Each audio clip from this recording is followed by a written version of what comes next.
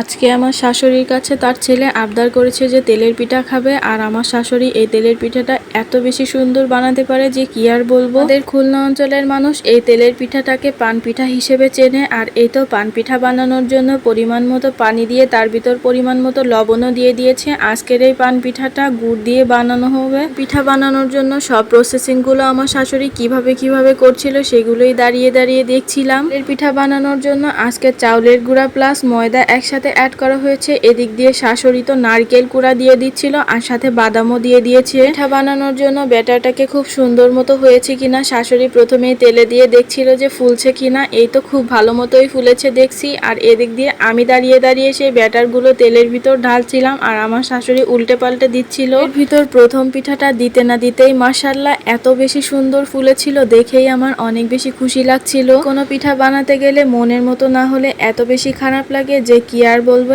এই তো মাশাআল্লাহ প্রথম পিঠাটা অনেক বেশি সুন্দর হয়েছে। এভাবে করেই প্রত্যেকটা পিঠা আমি আর আমার শাশুড়ি মিলে বানিয়ে নিচ্ছিলাম।